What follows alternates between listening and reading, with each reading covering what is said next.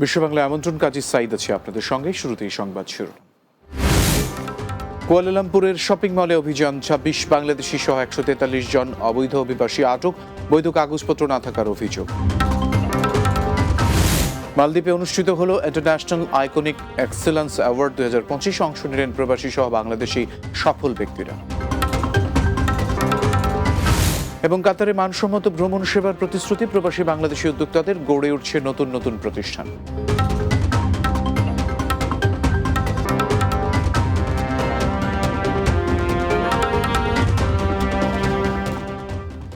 শিরোনাম শুনছিলেন, চলুন বিস্তারিত খবরে। কুয়ালালামপুরের একটি শপিং মলে অভিযান পরিচালনা করে ২৬ বাংলাদেশি সহ ১৪৩ জন অবৈধ অভিবাসীকে আটক করেছে মালয়েশিয়ার ইমিগ্রেশন বিভাগ।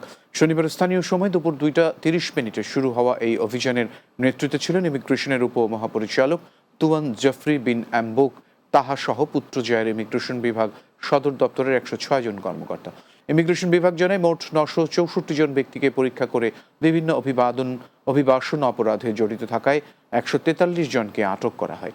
আটককৃতদের মধ্যে Indonesia, Pakistan, Bangladesh, Bharat, Myanmar, Syria, Nepal, Afghanistan ও চীনের নাগরিক রয়েছেন।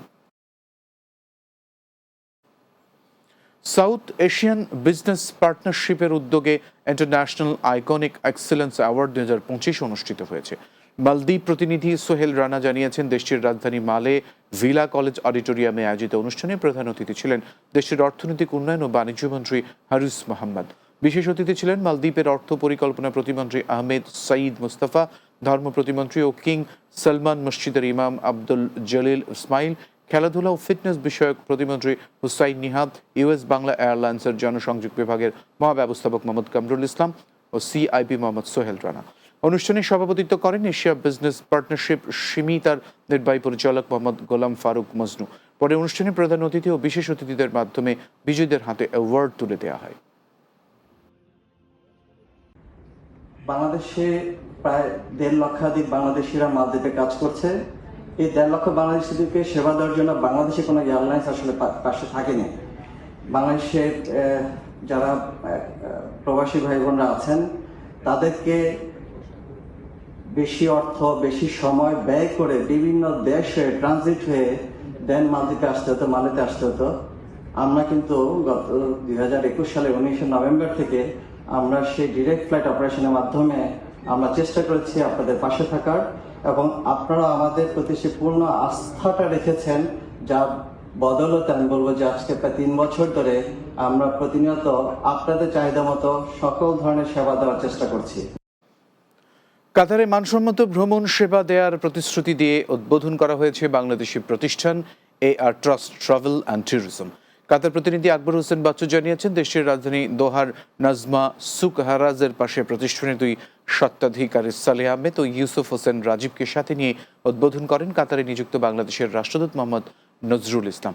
অনুষ্ঠানে বিশেষ অতিথি ছিলেন বাংলাদেশ বিমান এয়ারলাইন্সের কাতারের country manager Mohammad Kamal Uddin, community ব্যক্তিত্ব শাহজাহান সাজু ও CIPM Shakhawat Khan. AR trust travels and tourism এই প্রতিষ্ঠানটি উদ্বোধন করলাম। অনেকদিন ধরে ওনারা কমিটমেন্ট, ডেডিকেশন এবং সময় এবং অর্থ এইগুলি খরচ করে কিন্তু এই প্রতিষ্ঠানটিকে গড়ে তুলেছেন। বাংলাদেশের জন্য সুলভ মূল্যে দেওয়ার জন্য চেষ্টা করবো আমরা। কর্তৃপক্ষ থেকে ইনশাআল্লাহ সবাই সে সুযোগ পাবে। ট্যুরিজম প্যাকেজ এবং আদার ভিসা সার্ভিসেস আমরা এখান থেকে প্রোভাইড করবো, রিজনেবল প্রাইস আমরা প্রোভাইড করবো। বিশ্ব বাংলায় বিরতি নিচ্ছে, এরপর আলোচনা থাকবে। ব্রিটেনে বাংলাদেশি শিক্ষার্থীদের উচ্চশিক্ষার পথ সুগম করতে নানা উদ্যোগ নিচ্ছেন কমিউনিটি নেতারা, বাড়ছে বাঙালি পরামর্শ প্রতিষ্ঠান।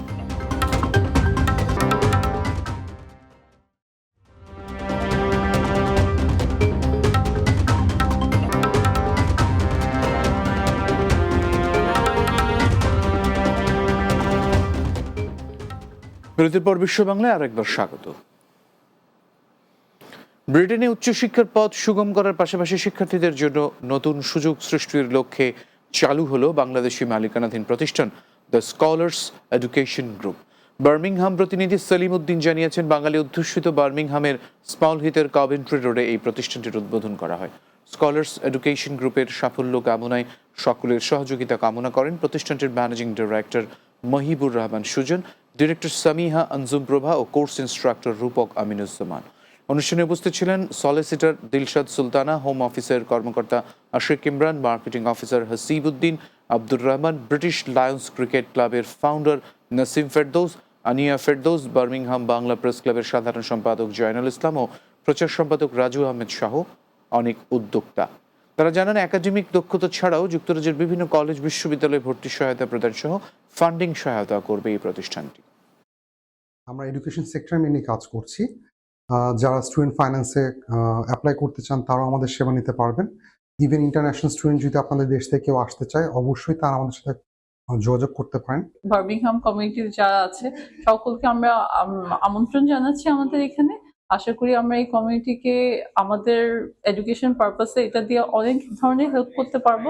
আমরা কমিউনিটির জন্য আপনার life in the UK A1 B1 driving theory, university admissions, তারপর ল্যাঙ্গুয়েজ রিলেটেড যে কোনো সাপোর্ট আমরা প্রোভাইড করি। আশা করি সবাই আমাদেরকে সহযোগিতা করবে।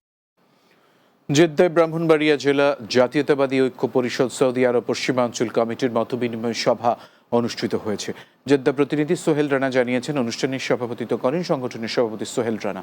সংগঠনের সাধারণ সম্পাদক আমিনুল ইসলামের সঞ্চালনে এতে প্রধান অতিথি ছিলেন সংগঠনের প্রধান উপদেষ্টা আবদুল্লাহ মহসিন। বিশেষ অতিথি ছিলেন সংগঠনের উপদেষ্টা হানিজ সরকার ও হাজি সালাউদ্দিন ভুইয়া। এ সময় বক্তব্য রাখেন রাসেল মিয়া, জিয়াউর রহমান, শেখ রুবেল, কাউসার, আব্দুস সালাম, জাহাঙ্গীর, আলামিন, আবু বক্কর, জহির খান ও বাবু সহ আরও অনেকে। বক্তারা সৌদি আরব পশ্চিমাঞ্চল বিএনপির হাতকে শক্তিশালী করার জন্য অনুরোধ জানান এবং তারা বলেন, বাংলাদেশে নির্বাচিত প্রতিনিধিদের হাতে অবশ্যই এই সরকারকে ক্ষমতা হস্তান্তর করতে হবে।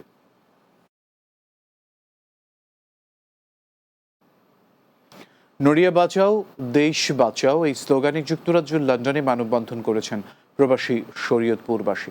লন্ডন প্রতিনিধি ফজলুল হক জানিয়েছেন, রবিবার পূর্ব লন্ডনের আলতাফ আলী পার্কে এই মানববন্ধন অনুষ্ঠিত হয়। এতে উপস্থিত ছিলেন ইকবাল আহমেদ, পল্টন শেখ, অপু মাল, কাঞ্চন ছয়াল, মোহাম্মদ চান্নু, ইরফান ছয়াল, বাবুল মোড়ল, রমিজউদ্দিন ব্যাপারী ও হাকিম সিকদার সহ অনেকে। এ সময় বক্তারা বলেন, নড়িয়া এলাকায় পদ্মা নদীর ভাঙন প্রতিরোধে কার্যকর ব্যবস্থা গ্রহণের দাবিতে মানববন্ধন করা হচ্ছে। কারণ ড্রেজার মেশিন দিয়ে নদী থেকে অবৈধভাবে বালু উত্তোলনের ফলে নদীর পাড় ভাঙলেও স্থানীয় প্রশাসন সেই বিষয়ে কোনো পদক্ষেপ নিচ্ছে না। সবাই একসাথে জাগ্রত হন, সবাই প্রতিবাদ তুলুন, যাতে আমাদের নড়িয়া বাঁচান, শরীয়তপুর বাঁচান, বেড়িবাঁধ বাঁচান। সরকারের কাছে আমরা আকুল আবেদন করতেছি, তাদেরকে আইনগত ব্যবস্থা নিয়ে তাদেরকে এই বেড়িবাঁধ বালু কাটাটা বন্ধ করুক। আমাদের বেড়িবাঁধ যদি আজ ভেঙে যায়, আমরা Bhumkar union, Kedarpur union, Ghorisar union এবং তথা শরীয়তপুর এবং কি ডামুড্ডা, বেদরগঞ্জে কিছুই থাকবে না। সংযুক্ত আরব আমিরাতে অবস্থানরত বৃহত্তর হবিগঞ্জীয় প্রবাসীদের নিয়ে হবিগঞ্জ জেলা মিনিবার ফুটবল টুর্নামেন্টের উদ্বোধন করা হয়েছে।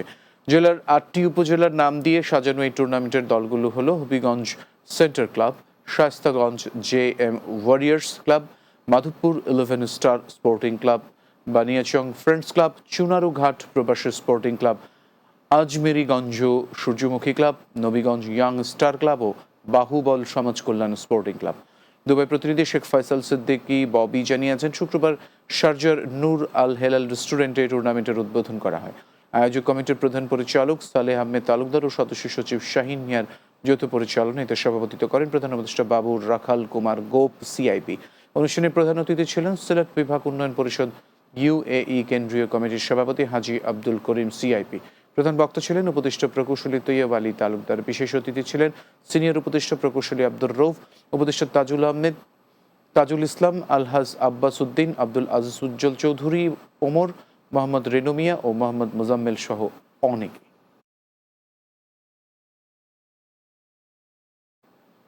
বিশ্ব বাংলা শেষ করব, তার আগে এক নজরে সবগুলো শিরোনাম জানাবো। কুয়ালালামপুরের শপিং মলে অভিযান, 26 বাংলাদেশি সহ 143 জন অবৈধ অভিবাসী আটক, বৈধ কাগজপত্র না থাকার অভিযোগ। মালদ্বীপে অনুষ্ঠিত হলো ইন্টারন্যাশনাল আইকনিক এক্সেলেন্স অ্যাওয়ার্ড 2025। অংশ নিলেন প্রবাসী সহ বাংলাদেশি সফল ব্যক্তিরা। কাতারে মানসম্মত ভ্রমণ সেবার প্রতিশ্রুতি, প্রবাসী বাংলাদেশি উদ্যোক্তাদের, গড়ে উঠছে নতুন নতুন প্রতিষ্ঠান। এবং ব্রিটেনে বাংলাদেশি শিক্ষার্থীদের উচ্চশিক্ষার পথ সুগম করতে নানা উদ্যোগ নিচ্ছেন কমিউনিটি নেতারা, বাড়ছে বাঙালি পরামর্শ প্রতিষ্ঠান।